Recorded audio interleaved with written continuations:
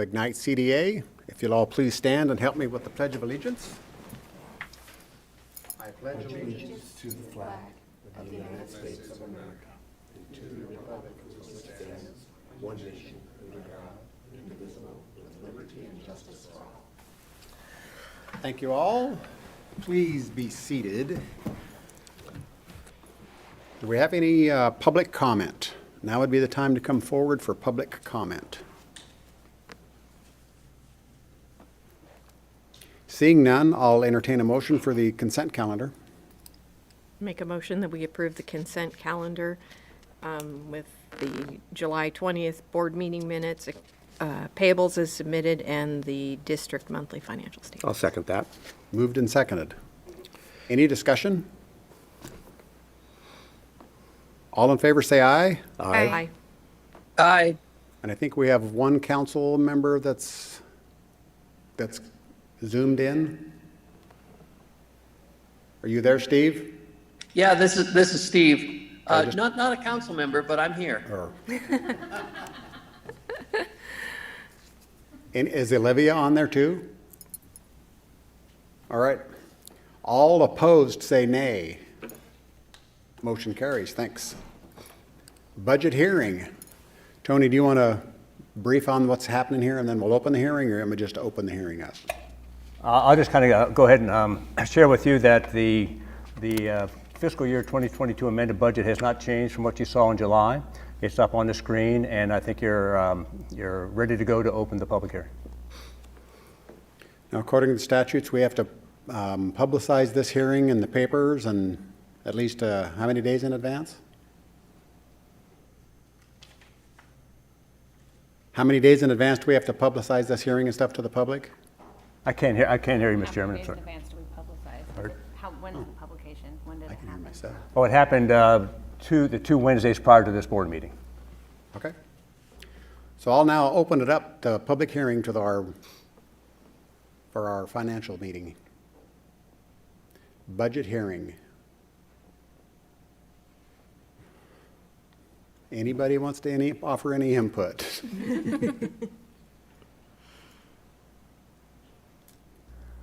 And then I'll close the meeting and then entertain a motion for the resolution. And I'll also share, Mr. Chairman, that I did not receive any written comment or any other comments on the budget at my office. I'll close the budget hearing for the fiscal year 2022 amended budget, Resolution 22-03. I just need a motion.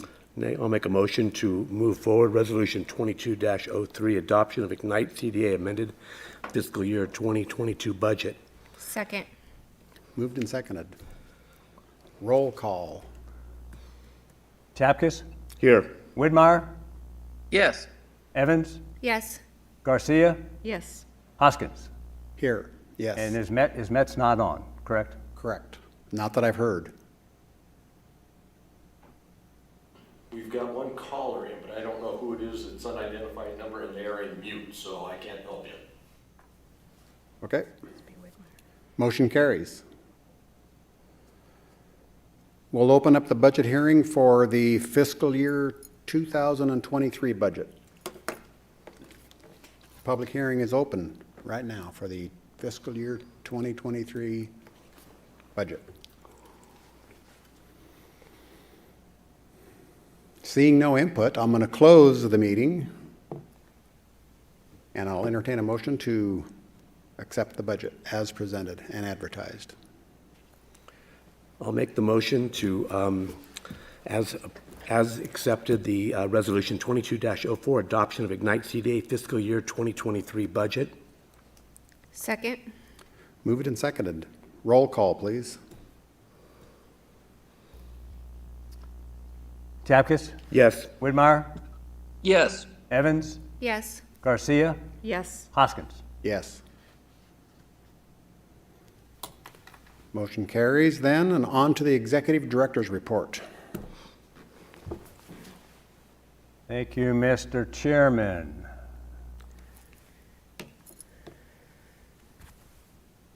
Jeff's got me all dialed in here. That's good.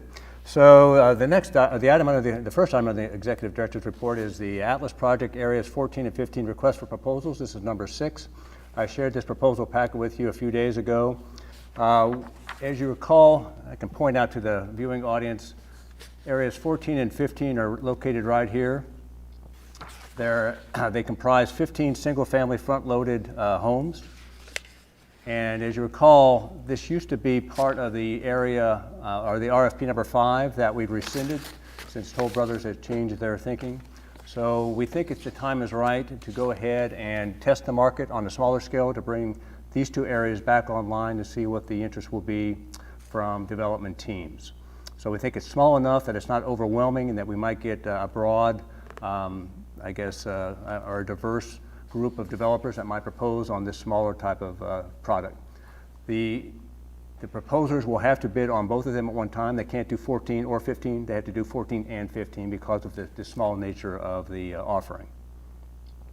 The proposal calls for the RFP, or the proposals are due by September 30th, 2022, which should, if this all works out, bring closings on these, if we have successful offers, probably mid next year. Entertain any questions you might have on this. And if you support moving forward, we would go ahead via an authorization by the board to issue this RFP. We would put a newspaper notice out that's required for a 30-day notice. And we would also share this with interested developers that we know that are across the region. How much infrastructure needs to be completed before they can start building in that area? I'm sorry, Mr. Mayor, I'm having a hard time hearing you with the Zoomers here. Wow. How much infrastructure is needed to be built before homes can be started to build there? Not very. Mr. Perfect. Boyd says it's Zero. all done. Thank you. Any questions or comments on Atlas Area 14 and 15 RFP? None other than I'm supportive of moving forward. Okay. Me too. Agreed. Steve? Yeah, Mr. Chairman, I guess the question that I had is we put these RFP out here, and Tony, you had mentioned that you would expect this, if there is a successful bidder on this, that the closing would be mid next year. Is there any way to speed up that process? And the reason being is that, we had some development in there. We've had people that are interested. I just see some of these closings going forward as not having that such an extended closing date. I know there's some people that need to do their due diligence, and there's a time frame for preparing all the documents. But I guess this is just a comment. If there's any way to speed along the closing of the property. So that's basically just a comment and maybe a partial question. Yeah, thank you, Commissioner Whitmire. We strive to shorten those time periods as much as we can, through the A&E and DDA process. I was thinking if the proposals are due in September, it'll take a little bit of time to review them. We come back to the board in October. The board awards a proposal. Then we get into the A&E process. If we can shorten that to a couple months, we get into the DDA process, which takes another 3 months. You're kind of looking mid-year 2023. And we would strive to expedite that process as much as we can, but it just takes some time to get through those contract documents. All right, thank you, Tony. Thanks, Steve. Further comments or a motion?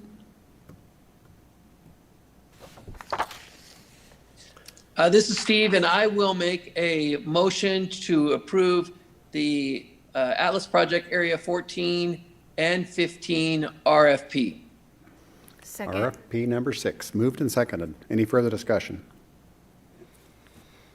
All in favor say aye. Aye. Opposed say Aye. nay. Thanks, Steve. That motion carries. Next up, Mr. Chairman, is another RFP offering. This is the reissuance discussion regarding Area 5A in a new RFP entitled number 7.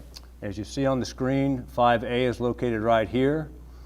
As you recall, we were in negotiations with another development team for both 5A and 13. Those negotiations did not result in any type of contractual agreement. And so the board, at a special call meeting, rescinded any further negotiations on the A&E front with that development team. But working with the Atlas project team, which is comprised of representatives from Ignite, Welch Comer, Heartland, and the city, we thought the timing was good to go ahead and reissue this to see what other development teams might be interested in 5A, as well as trying to move this forward because it is a very strategic and key element of the overall project. We'd like to see something happen there sooner than later. So we are proposing that we go ahead and get this back out on the market and see where the energy lies. We're giving this a little longer time frame. The proposals will be due in October. I'll give the development teams a little bit more time to kind of work through this since it's a little more complicated area, but we think the time is right to go ahead and put this back out. Any questions or comments on RFP 7? Just to confirm for those who may be watching, this area is our commercial area. It is commercial, yes. One of The the red three, I area. think. Yeah. It doesn't really show very well here, but the commercial area is right here. Yep. Thank you. Mr. Chairman, this is Steve. I had a question for Tony. If you could just refresh my memory, and I'm just going through the documents here and don't see it pop out at me, but refresh my memory as to what we are looking to have developed on 5A. What we're looking for is a mixed-use development that has the required amount of commercial in it. It could be apartments, it could be for sale product. We were hoping that it would be a dynamic product that would work well with the surrounding developments that we expect on Area 13 and on the southeast corner of Area 4 with the Toll Brothers. The uses are defined, in the standards that are in the RFP so that development teams will know what is allowed and what is not allowed. We also do have those PUD amendments in place that can, incentivize additional height if the benefit to the public is warranted and is realized. So those elements are all still in place. Thank you, Tony. Any further discussion on RFP 7, Area 5A? I'll take a motion. I'll make a motion to move forward previous Area 5A, now known as RFP number 7 issuance. Just to clarify, new RFP number 7. Second. Moved and seconded.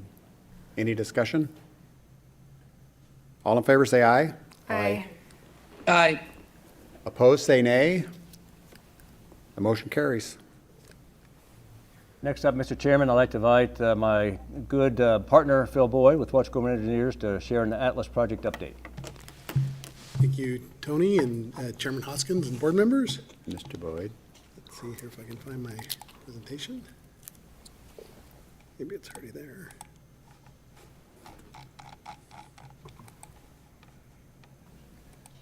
Okay, so there's 3 topics I'm going to go through this afternoon. Just a general update on Atlas. We have a development management agreement, amendment number 9C for the board's consideration.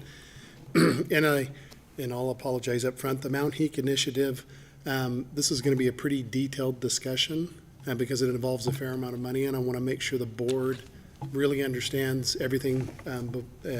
So there's a lot of data. So I'm prefacing that now, so you prepare yourselves. Just a quick update. This is an aerial photograph taken in August 11th, I think it was. So just a few days ago, kind of shows the progress. You can see the Toll Brothers area that's here has been paved out, and they've actually moved in their little sales trailer that's located right there. So they're getting after it. This is looking back towards the west. These are the Chase Mixes multifamily units here. The mixed-use units are over in this area, and this is the Douglas development. You can see that they've got most of their foundations in, and apparently the framing's supposed to start in September. This is one of the Butler houses down here. You can see how quickly it went up. The foundation for their next one is here. Nice. Yeah, this is Area 8. This is our favorite mountain, Hink, here. The reason I put this photo in is this stockpile of material here is actually structural soils that we came across in the efforts. And so we've been working with a geotech to be able to use those back on site when we get the excavations completed in here. This is some paving that actually occurred on Monday. So this is Lumber Lane here. And you can see Area 6 back here. The park is on this side. This is Atlas Road. This was also part of the contractual agreements with Toll Brothers. I think you've heard Tony and I comment on the specificity with what they negotiated with Ignite. And so there were lots of gyrations we went through, and part of them was getting this paved by August 15th. And Le Riviere retooled a bunch of their work, and we're able to focus on this to get it done. And literally, we paved it on August 15th to be able to check that box with Toll Brothers. This is a picture of the Ramsey Pit, and this is in March of 2022. And hopefully, you can kind of see the depth of the pit here. And then this is what it looks like now. There's about 400,000 yards of material that have been hauled in there at the time of this picture, maybe a little bit less. And this is two pictures that I thought the board might be interested in. This is in December. I actually went back a little bit because you can see this is before Pit 1 was opened up. So Pit 1 is in here. All the material that was stockpiled on top of this. We ended up bringing in a crusher to crush a bunch of this concrete and reuse it as structural material. Pit 2 is still buried here, and then 3 and 4 are beyond. You can see this is what Pit 1 looks like now. So it's all kind of completed and getting close to being ready to go. And then this is a photograph just of what the excavation currently looks like. You can still see there's quite a bit of bark we're digging through here. Just 2 shots of that. But the mountain has substantially diminished. Next item for the board's consideration is the development management amendment for our services. We originally started providing these services 2 years ago. And the board's seen this slide before. I put it in here just so you guys would have an understanding of the services that we provide. These are done at Tony's directions. It's an hourly contract. We provide all these services as we move through and as needed, and Tony directs us to do them. Our subconsultant Heartland, who puts together the RFPs, interfaces with the potential buyers, helps negotiate the agreements, assesses the veracity of the developers and whatnot. These are the services they provide. And then Bernardo Wills Architects helps us with our architectural design review. So this is essentially everything outside of engineering, technical part of it, that's necessary to move the project and dispose of the property and interacting with the developers, the city. To date, the development management costs have been about 2.2% of the land sale value. I put that in, I think, because early on, I think Commissioner Jordan, or maybe it was Commissioner Widmeyer, had made a comment about what real estate transaction values would have consumed had this gone out on the market. And so I put that on as just a reference point. When we started last year in 2021 to 2022, some of the major efforts that we undertook were the PUD amendments that became necessary in order to close the transactions with Toll Brothers and start to incentivize the potential buyers on 5A and 13. And so as we were working through some of those things, we did PUD amendment number 3. We negotiated with, Tony and I negotiated with Toll Brothers, and we ended up redesigning the alley for them. Again, we've commented about this before. The Toll Brothers transaction is detailed, we'll say, and cumbersome and thorough and painful at times. But we made our way through it, but it consumes a lot of time doing that. Also did a lot of work with the Butler team, which, again, trying to help them along to accelerate their closing, because that's ultimately what we were trying to do. And then a right-of-way vacation that we did up on Atlas, that was a kind of a partnership with your deal with the city. There was a little complication they had with some of their building permit issues, and so it wasn't a big effort, and Tony authorized to just move through that as part of your partnership with the city. So those were just some of the big ticket items that were involved between last year and this year. The proposal this year is the same as it was last year. Hourly ceiling of $175,000. We'll work at it under Tony's direction, and I anticipate we're going to get through August of 2023 and maybe beyond, because hopefully we won't have PUD amendments. If we do interact with Toll Brothers, we plowed a lot of ground with them, so hopefully it would be more efficient or easier, whichever the correct word is. So that's a potential action item for the board's consideration. Glad to answer any questions. Questions or comments? And there was a memo in your packet too, hopefully you guys saw that detailed some of this information. You have anything, Steve?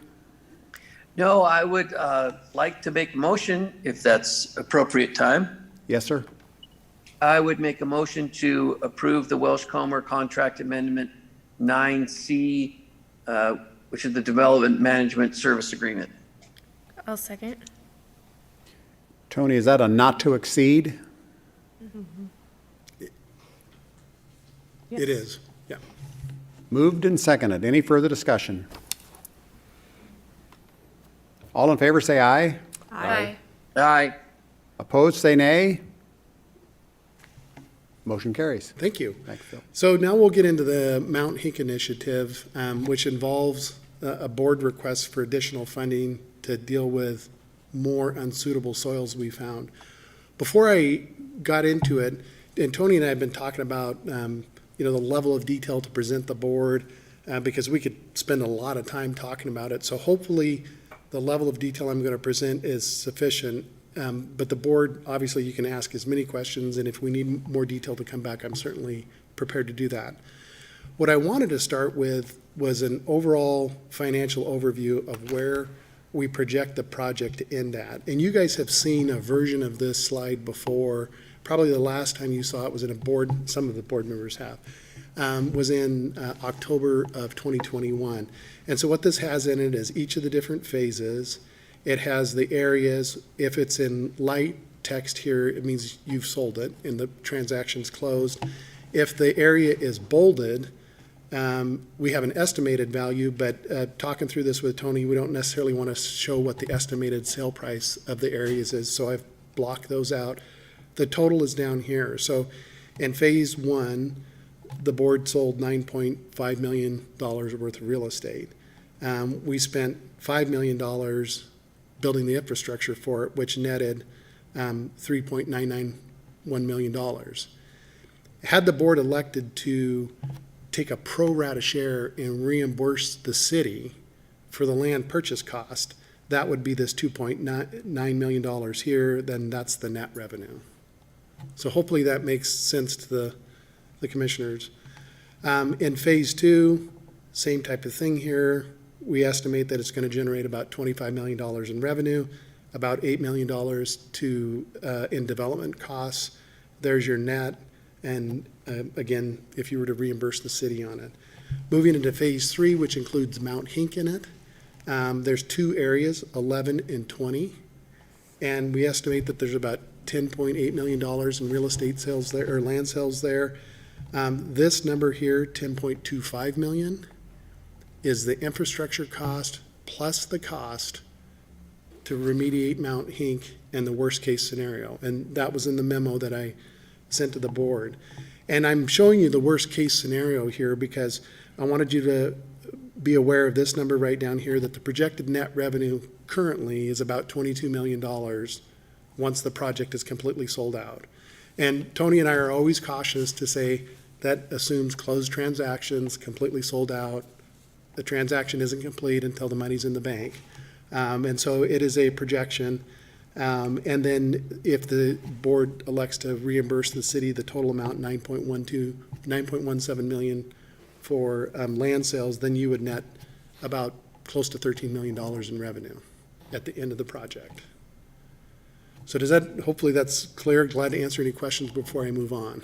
That 10.25 million, development cost, that's worst case scenario. It's worst case scenario, and I'm going to present to the board kind of I attempted to bracket it in the memo that I sent you, kind of a low end and a higher end, and then as I thought through it, I developed another scenario for the board's consideration between when I wrote the memo last week and early this week. So I'm trying to give you guys enough range of motion and different options.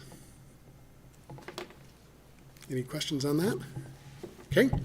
The next slide I wanted to put in here, and Tony's seen these before. We do a thing that we call it the budget thrash, where we always project our projects forward to completion, because when you're in the middle of a project, because they're unit price contracts, sometimes certain things run high, other things run low, and we project to the end because we don't ever want to surprise Tony or the board with a situation that's like, hey, we're finished and we're over budget by $10 million or $100,000 or $10,000. So we always super tightly manage them, and I think you guys are aware of the success we've had on many of your projects, that we either bring them in on budget or under budget. This is just a summary of that. It shows that the waterfront park, we were under budget. Phase 1, we're under budget. Phase 2, we're projecting a little bit of an over budget number there. It's a pretty small number. The Ramsey Pit, in its original configuration, if we were to stop working on it, is under budget right now. So overall, the project is, all the projects we're under about $240,000, which on $21 million is a pretty good success rate.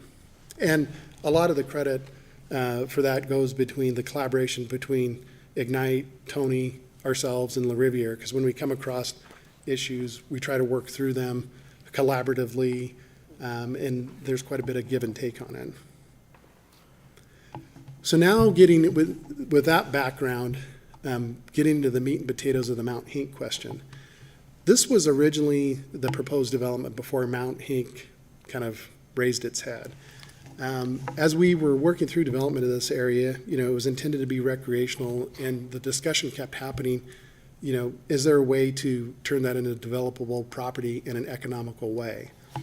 So we started looking at scenarios like this one here, and the board might remember seeing this back in October, where we thought, well, if we're able to go in and develop these 27 lots and perhaps 50 townhomes in here, how much revenue would that generate?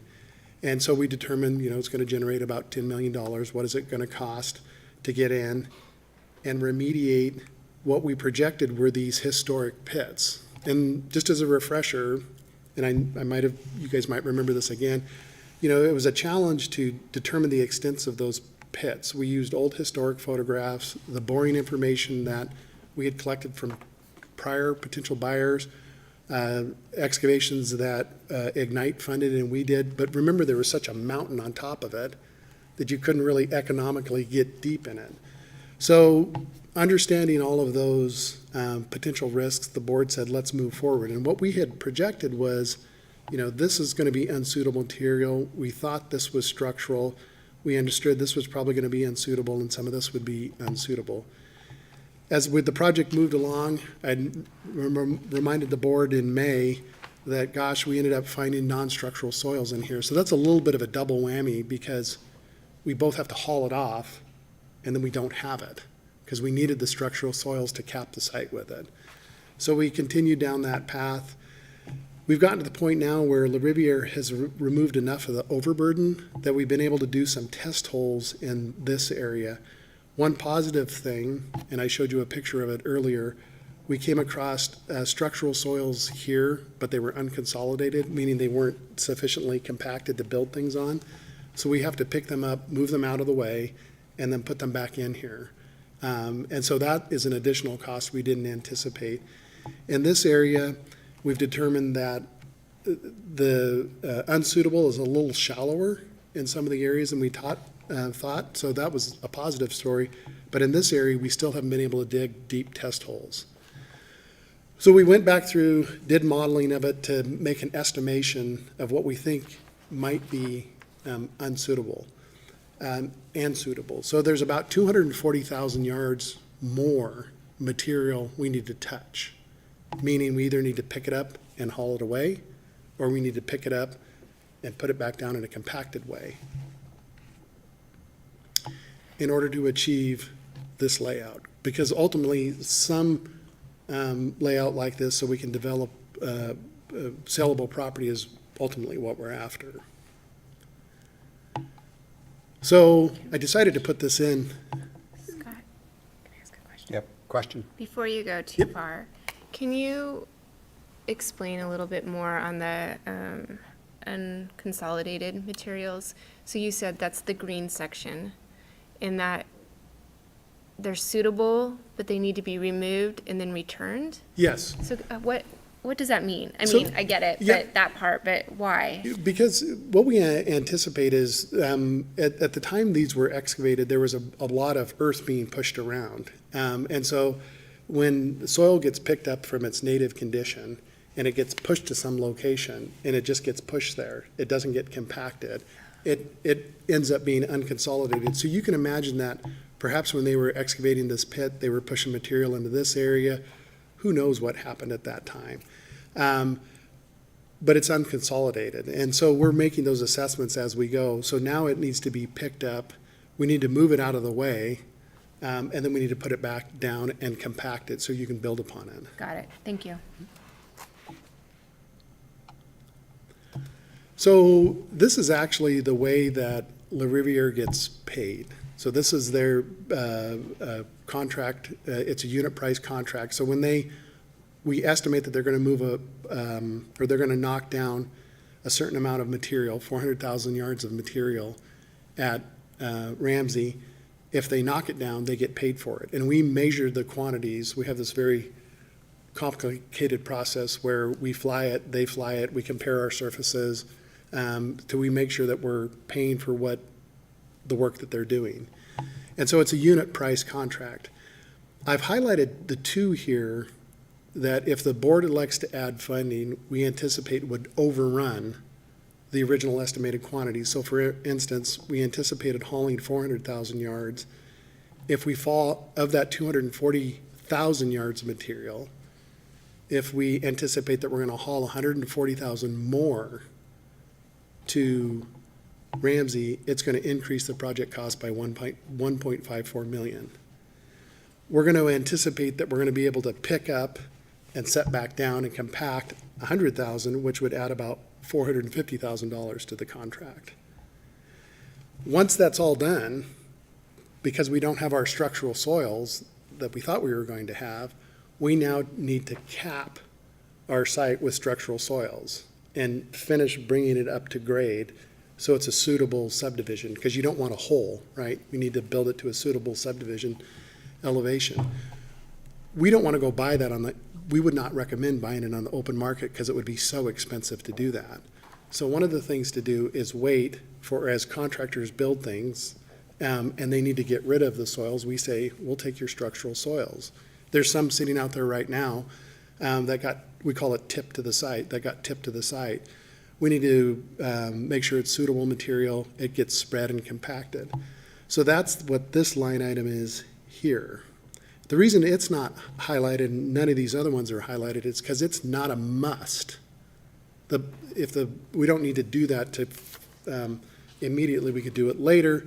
We think it makes sense for the board to authorize it now, because just like the soils that got tipped there now, they're sitting there in gigantic piles, and I'm saying to Tommy, when are we going to move that? And he says, when you pay me, I'll move it, which is the right thing, right? Because he's not currently contracted to move that material. So there's a couple of other items here that we didn't use, like construction traffic control. We had a big number for it. You see that's a negative. We had some other items here that we had to change order in to add to the project in our final negotiations with ITD in order to gain access to the site. And the board might recall that we originally had a budget of $4.915 million, and then you had a contingency of $245,000. So if we take all those things and add them up, including the projected over one, it would be a $7.5 million contract, which would result in a $2.3 million additional funding necessary to go do that work. So hopefully that makes sense to the board. And I know I tossed a lot of numbers out there, so I'll pause there for a second. You talked about some suitable soils that were tipped in there, Yes. and where did they come from? They came from the other development teams that were on site, so footing excavation, different things like that. So instead of them hauling those off-site, being that we're in need of structural soils, we agreed to let them dump it to us so we could use it as structural soils. We can't hear it. So I'll just repeat it for purposes of it, is that they came from the excavations of the foundations on site here, which was material. So then who tipped that there? It was just the contractors here. So they're either going to haul it off, and they would typically haul it up to Kathleen, the pit at Kathleen. since we need them, we want them to tip the structural soils here, and they just stockpile them off in a corner. So all of those contractors and all those units and brought that dirt from their foundation to that location? Right, but not at any expense to the Ignite. They just tipped it there. Well, who was under contract to move it there? They were gonna haul it to, That's not the question. Who's under contract to move it there? Because you said Tommy was not under contract to move it and recompact it. He wasn't under contract. So who was under contract to move it to that location? one of these people down here, the builder here, was paying his contractor to move it off-site. We intercepted it before it could be moved off-site because we need it. So it's free fill for the agency. We just need funding to spread it and compact it, which if it just sits there, it's not going to deteriorate. Okay. And to follow up on that, to spread it and compact it, that's the $495,000 line item that is not highlighted because it's not a must, but it is a needed line item to be able to develop it. Eventually, we're going We to have can, to, the timeline is not a must, is what you're saying. Correct. It's a must to develop, but correct, we have flex, okay. correct. And part of what I was trying to do, Commissioner Evans, was put a range for the board, you know, and Tony, I know, had sent you guys a little bit of a cash flow projection on that side of it, and so I wanted to give the board a range, and so it kind of boils down to this range right here. On the high side, you know, the board says, we just know it needs to get done, we're committed to developing it, we understand, just let's talk about the worst-case scenario, we're gonna authorize an additional $3 million, get on down the road, get the thing done. We still have to wait for structural soils to appear, you know, to be tipped there for some period of time, but that's kind of the high end of it. The low end of it is, the board says, let's do what's immediately necessary, but since we don't have structural soils currently being tipped to the site, we're not gonna contract the Riviera to go do that work. We'll wait until soils appear at the site. So that's one option. The one that and Tony and I had talked about these kind of the high and the low side. I developed this midway one, which is this number down here, the $2,343,000, which burns up the contingency that we had in the original contract. So we're going to use what contingency we did have in the original contract. We are going to leave the spreading of the tip soils in there because from a efficiency standpoint, it's much easier. As they show up, we spread them and tip them, we measure them, we pay La Riviere for them, and we're not ending up with these gigantic stockpiles that eventually will get in our way. So it's just more efficient to deal with it as it comes in the door. In this scenario, we would take that number. We think it's efficient to have a contingency because when there's a contingency in it, if something happens and it has some immediacy with it, we can talk to Tony and say, hey, Tony, here's the situation, what should we do? Sometimes he says, let's talk to Scott about it, but the board had authorized that expenditure, so it goes to Tony and Scott, Chairman Hoskins, or it could come back to the board if you guys don't want to put that contingency in there. But I wanted to give the board kind of a range of options to think about moving the funding forward on it, potentially. Mr. Chairman, as I shared with you all in an email this morning, I kind of gave you an idea of the cash flow situation in the Atlas District, and that we had the wherewithal to do the high side, the low side, or the midway side, whatever the board chooses to do. But we do have the wherewithal to tackle this upfront challenge of getting Mount Hink reclaimed, remediated, and ready for development. So just make sure that you understand the resources are there should the board choose to move forward. One more item, Chairman Hoskins, I wanted to make sure, and I don't know that I made the point on it. All the numbers on the revenue side, on the top line of the revenue side, are market rate numbers. So it's using, you know, there's been discussion about different opportunities to perhaps do something that's not market rate. And I just wanted to make sure the board understood that this is market rate revenue. Okay. Phil, can you go back to the three options, please? So, I just want to make sure I'm understanding it. On the midway, you're eating up the previous contingency, building in the 5% contingency on the $2,343,258. Okay. I'm with you there. The high side builds in another 600,000 contingency. How, remind me how we got to that 3 million. That's a good question. So what it does, Commissioner Evans, is in these two numbers right here, I'm assuming that we're going to be able to reuse 100,000 yards of material on site, and we're going to haul off 140,000 yards of material. In the worst case scenario, none of the soil gets to, or very little of the soil gets to be able to reuse on site. We have to haul it all away. So if we have to haul another, let's say we have to haul another 50,000 yards of material away, that's $550,000, and that's where the number comes from. And that's why I wrote the memo in a bracketed way to make sure the board had eyes wide open, because I'm speculating, Tommy and I are speculating how much of the material is suitable for reuse on site and how much of it has to be hauled off site. Thank you.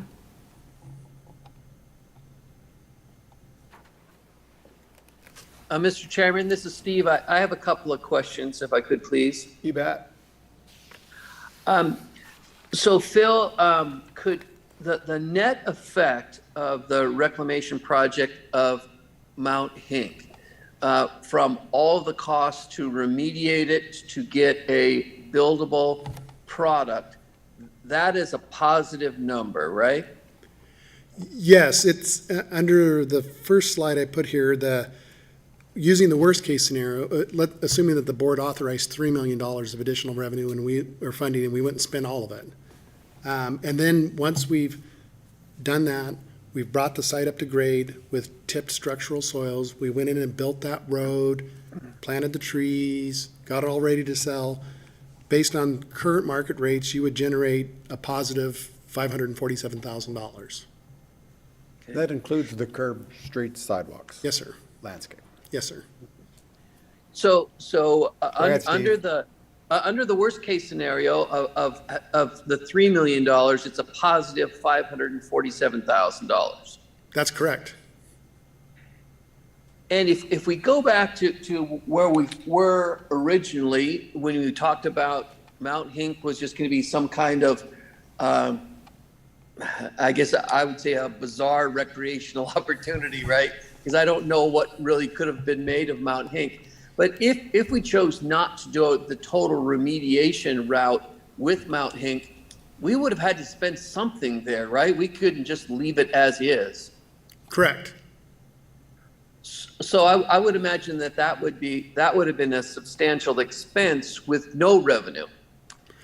That's So- correct. And just to chase that a little bit further and to refresh the board's memory, when we originally did the pro forma in 2017, 2018, this was very thin. It crossed the threshold for financial feasibility, but you might remember we were dialing back lots of the amenities. We dialed back the park amenities. We dialed a lot of the amenities back.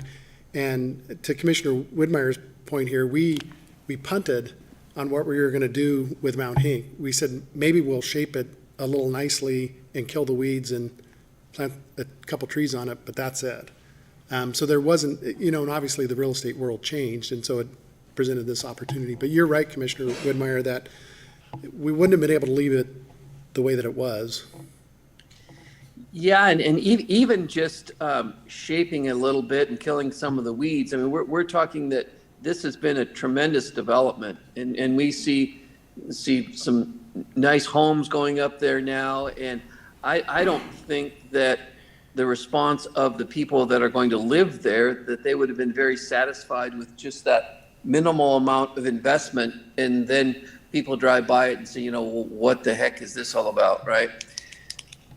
So this is costing more than we initially thought it was going to. But on the other side too, we've gotten more revenue on some of the projects that we've done so far than we expected. So in any project of this size, you're going to have some wins. And I wouldn't even characterize this as a loss, right? I still think this is going to be very positive. And so I would I would say that I would be in favor of the midway portion of approving the funding to go forward on the midway part of that, with a goal of if we could possibly get to the best case scenario. I'm sure that's something that we would shoot for. So from my 2 cents worth, I think the project is still a great project. This reclamation project of Mount Hink, a little bit more expensive than we wanted, but it stands. If we hit the midway part, Phil, what would be the net if we got the midway portion of it, if that's the cost level we achieved? It would be somewhere around 1.1 million. On this number right here that shows 547,000, it would be around 1.1 million net revenue Right. off of just that phase. So it looks like this is going to be a positive project. We've got best, worst, and medium case scenarios there. And that means that we're going to pay for all of the work that it took to reclaim Mount Hink. And that's not even counting all of the increment, all of the tax increment going forward, which is going to benefit the entire community by hoping to keep tax rates low. So I don't know my long-winded statement there. I want to get into a motion. We'll have certainly some more discussion on it, but if I was to make a motion, I would, and if it gets to that point, I will make a motion to approve the midway point of the funding for this project. Thank you. Comment, questions? Mr. Chair. Sarah? Phil, so on the high side with the 3 million, that's assuming that all 240,000 yards are unsuitable, correct? It assumes 190,000 Okay. of the 240 are unsuitable and 50 gets to stay on site. So if that higher number were unsuitable, would we have additional costs later to bring in suitable materials? No, and that's a really good question. And so you guys are going to kind of picture this in your mind's eye. If we leave 200,000 yards of material on site, we're going to come in and the 200,000 yards is going to be here and we're going to cap it. And the entire subdivision will be at one elevation. If we haul off less material, the subdivision will be slightly higher. So the grading of the subdivision, we're prepared to put this in a hole, so to speak, but when you get it in too much of a hole, it negatively impacts the sale value of the real estate. Okay. And so what we're hopeful is that we retain more material that gets placed deep, and we put the same thickness of structural soils on the top of it. So it's just, if you think about it, if we haul off a lot, it's going to be lower. If we don't haul off, the subdivision will be higher. We want it to be higher. We still want it to be a little bit below the Southeast Way elevation, because then the houses aren't, you don't have the cars in your face. And hopefully that explanation makes sense. I think so. I guess I'm always, if you've observed, I'm always looking for, trying to avoid the gotcha after the fact, right? So it's like, okay, yeah, so if it does end up being the full 3 million, then what's next? What's the next ask? And that's what I'm trying to kind of get my arms around and say, if this comes out as the worst case scenario, then will there be an additional ask after that we have to go find suitable material and haul it in and compact it? I don't envision, Commissioner Garcia, another ask. I tried to put everything in that 3 million. The only thing that, when there would be an additional ask, if the board said 9 months from now, why is that site not finished? And I would say because we're not getting structural soils tipped to it from the contractors, construction is slowed, it's going to take a couple years to do it. And you all say, I'm tired of waiting, go get it done. Then we would be back for another ask to have to purchase structural soils from somewhere. So the 3 million then includes the assumption that we will be getting free structural soils from either people on this site or other sites Correct. around town. Correct. And you guys might be familiar with some of the larger projects you've seen happen around here, interchanges and things like that. And so we've got our eyes peeled for stuff. Do you think the post, sorry to interrupt, the Post Falls Highway 41 interchange might potentially provide some? It potentially could. The time frame might not fit with our objectives, but we might sit in and wait for it. And Tony and I have had those discussions about, being patient, because you all have a lot of real estate to sell. And, up in RFP 8 and 9, 8 and 9 up in here, and there's been discussion about breaking that into 2 RFPs. This one down here, 7, can be sold pretty quickly, and it has infrastructure built in front of it. So there's a fair amount of real estate to be sold, and so it might work out just fine for you to sit in on this and wait 2 or 3 years until you get structural soils in there, because it's certainly economical and it keeps your development costs low. Okay, thank you very much. Does that include the cost? I mean, if we're waiting a couple of years, then I'm sure that Riviere's not going to leave his equipment there, so he's going to have to haul that off and then bring it back in, and Costs would go up. So he might ask for that, but like I said, he's been a pretty good partner on it, and he's been willing to move equipment in and out. And you might have seen his scrapers move from Atlas over to Ramsey, and from Ramsey back to Atlas, and he hasn't requested any additional mobilization for those. okay. Yeah. One other question. Currently under contract to haul off 400,000? Yes. And you say that's all hauled then? The majority of it is, yeah, all of it's hauled. And so then how much is left on, so that contract is done, complete? It's there's some other stuff in the contract, like building fences and doing things like that, but depending on, if the board were to say, we're not ready to make a decision, we'll turn Le Riviere off right now, and be done with it. And we would just wait for the board to make a decision. So if we approve this, then he can start on it right away? Yes, currently. Not he's- he's going like 6 months from now? No, he To finish currently. up what he's doing? Correct. Tommy has 10 trucks running, because we've been kind of slowly finishing off the 400,000 yards of material, and we're kind of getting right to it. We might actually be just a shade over it. We have some contingency, as I mentioned down here, that I could burn up in it.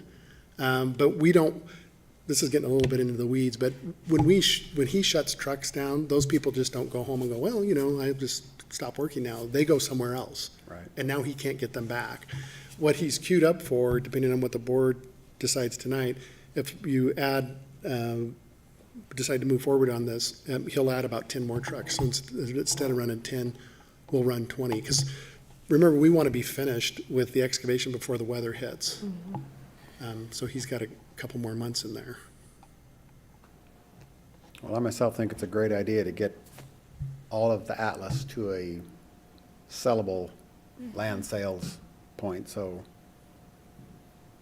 Any other questions or comments?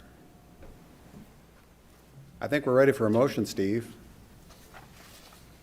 So my motion would be, and I don't have those numbers in front of me, but to approve additional initiative funding for the Mount Hink project to be at that mid-level, not to exceed the mid-level number that we had.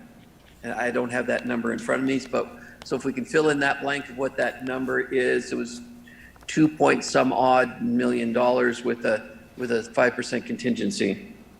Correct. That amount, including the contingency, is 2.46 million. That's the number. So I would make a motion to approve funding up to that level. I'll second. There's a motion and a second. Any discussion? Just that I've only had 4 hours to review this. The Finance Committee did see this in advance and had time to evaluate it. I just feel that something this big needs more than 4 hours, but I'm not going to shut down and vote no. Commissioner Kapkus, no, the Finance Committee has not seen this, did not have this as They have part of not our, seen any of this? not prior to It this. just came out this morning. Yeah. It did. So I would just say in the future, I'd love to get more time on something this large. I really would, than And 4 I hours. Completely reasonable request, and I think that's why I offered up earlier that if the board isn't ready to make a decision tonight, we'll wait and make the decision, for you guys to contemplate it next month. Yeah, so there was intended to be no pressure applied to the board in any. No, understood. I just feel that because of the small turnout tonight, if I vote no or abstain, it doesn't go forward. And I would just say in the future, I would really like to see more time if possible, Totally, 'Cause I totally, do support it. totally fair. I agree that it's a short time frame, but with our other contract up, I'd like to keep the trucks rolling. And, I mean, it just, and time. just a little bit on the background behind that is, we were literally uncovering soils off the top to dig the test holes. I think we got the test holes done last Wednesday. We were modeling this on Thursday and Friday, and working on the memo and trying to put the analysis together. Yeah, so anyway, and that's why, again, if the board feels in any way, shape, or form rushed about it, we'll postpone and come back and answer questions and deal with it at another meeting. Anything else? All in favor, say aye. Aye. Aye. Opposed, say nay. Abstaining? Motion carries. Okay, glad to answer any other questions the board might have. Otherwise, I am all good. Done. Thank you. Thanks, Phil.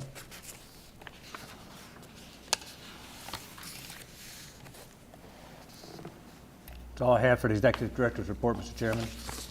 Thanks, Tony. Now it's time for board commissioner comments. Any board commissioner comments?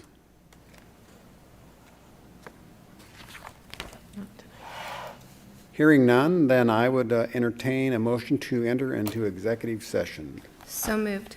Second. For Executive session Oh. for Idaho Code Section 74206, subsection 1B, to consider the evaluation of the Ignite CDA Executive Director. So moved. roll call. Japkus, Yes. Widmar, Yes. Evans, Yes. Garcia, Yes. Hoskins. Yes. We're in executive session. That's a wrap. Thanks, Jeff.